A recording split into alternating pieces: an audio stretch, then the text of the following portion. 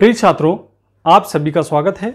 आइए हम कक्षा 9वीं के गणित विषय के अंतर्गत ब्रिज कोर्स के अंतर्गत पठन पाठन सामग्री का अध्ययन करेंगे। तो प्यारे बच्चों, आज हम देख रहे हैं कार्यपत्र क्रमांक 10, सोचे समझे और लिखें। यहाँ पे कुछ भिन्न दिए गए हैं 3/6, ऋण 1/2 और चित्र के माध्यम से यहाँ पे समझाने का प्रयास भी किया गया है। यहाँ पे आप देख रहे हैं यहाँ पे 3/6 और इसमें से 1/6 कम कर रहे हैं। तो बच्चों, जैसा कि हम चित्र में देख रहे हैं, यहाँ पे आइए इसे देखते हैं प्रैक्टिकली गतिविधि के माध्यम से।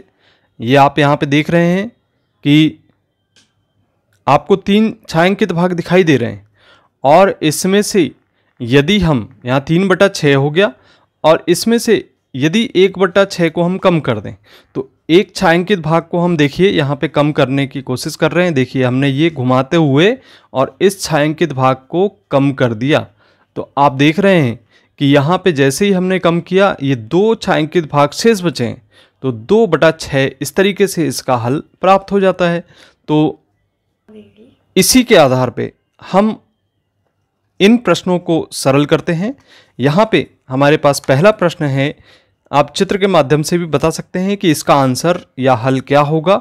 यहाँ पे आप देख रहे हैं कि यहाँ पे 5 आपको दिखाई दे रहे हैं कुल।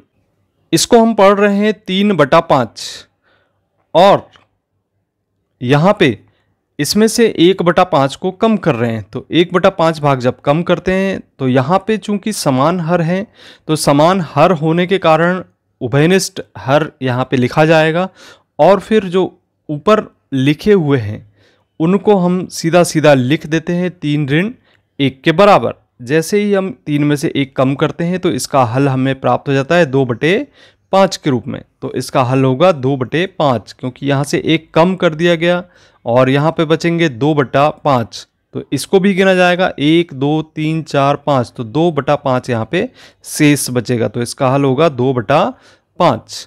आइए अब दूसरा प्रश्न देखते हैं। यहाँ पर आप देख रहे हैं 4/4 है और यहाँ पे 3/4 है। तो यदि हम यहाँ पे आप देख रहे हैं कि ये 4/4 आपको दिखाई दे रहा है, ये आपको दिखाई दे रहा है 4/4। अब यदि इसमें से हम 1 कम कर दें, अर्थात इसको 3/4 कर दें, हम घुमा के 3/4 कम कर दें, तो आप देख रहे हैं कि यहाँ से 3/4 हमने ये 2 कम कर दिया और ये 3 कम कर दिया। ये जैसे ही हमने 3 कम किया तो आप देख रहे हैं यहाँ कि हमारे पास 1 भाग शेष बच रहा है, छायांकित भाग। इसका मतलब ये हुआ कि ये हल हमें प्राप्त हो रहा है 1/4 के बराबर। या दूसरे तरीके से हम इसे ऐसा देखें कि यहाँ पे लिखेंगे हम 4/4 ऋण 3/4। दूसरे तरीके से हम ऐसा लिखें 4/4 ऋण 3/4 और इसके जो उभयनिष्ठ हर हैं उसको हम लिख दें। और फिर हम देख रहे हैं यहाँ पे कि अंश में 4 है और ऋण 3 है, तो 4 में से 3 को कम करेंगे। तो जैसे ही हम कम करते हैं तो यहाँ पे हमें 1 प्राप्त हो जाता है और इसे लिख देते हैं 1/4। तो आपको यहाँ पे दिखाई भी दे रहा है कि ये 1/4 के बराबर प्राप्त हो जा रहा है। तो इसका हल होगा 1/4।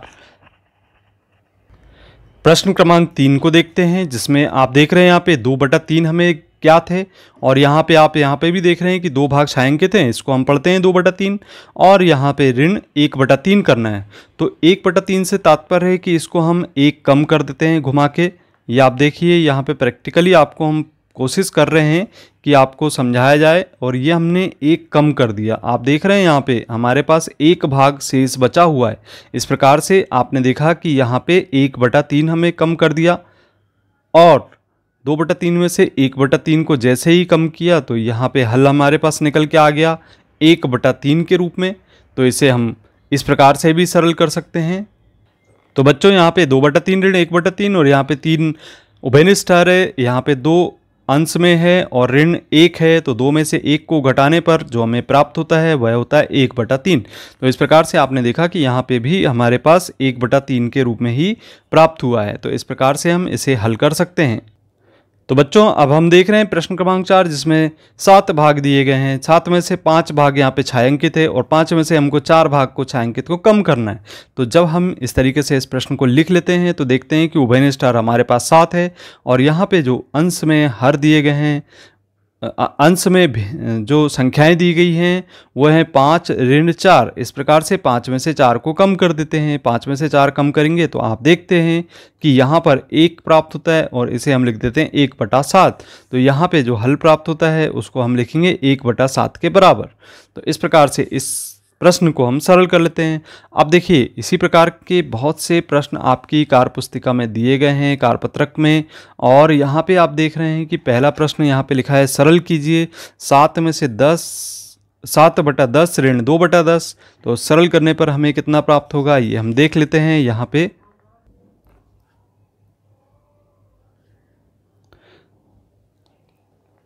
तो बच्चों यहाँ पे हम देख रहे हैं सरल करें 7/10 ऋण 2/10। इस प्रश्न में हम देख रहे हैं कि सारे प्रश्नों में आपको एक समानता दिखाई दे रही है।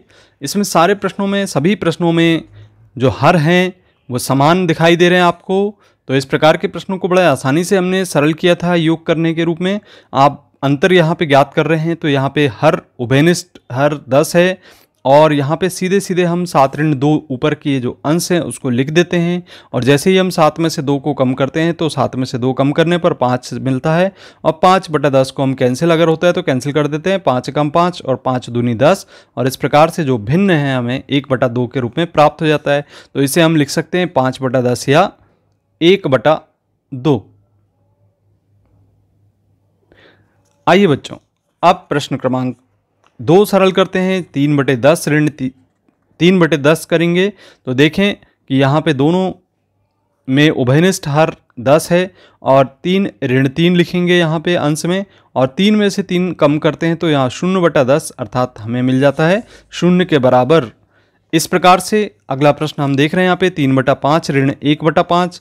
तो बच्चों इसको पुनः इसी प्रकार से हम सरल करें तो 5 उभयनिष्ठ हर है और यहाँ पे 3 में से 1 को कम करेंगे तो 3 में से 1 कम करने पर हम देखते हैं कि 3 में से कम करने पर 2 प्राप्त होता है और इसे लिख देते हैं 2/5। तो इसे सरल करने पर हमें 2/5 के रूप में प्राप्त हो जाता है। आइए बच्चों अगला प्रश्न यहाँ पे देख रहे हैं हम चौथे नंबर का 4/5 ऋण 2/5।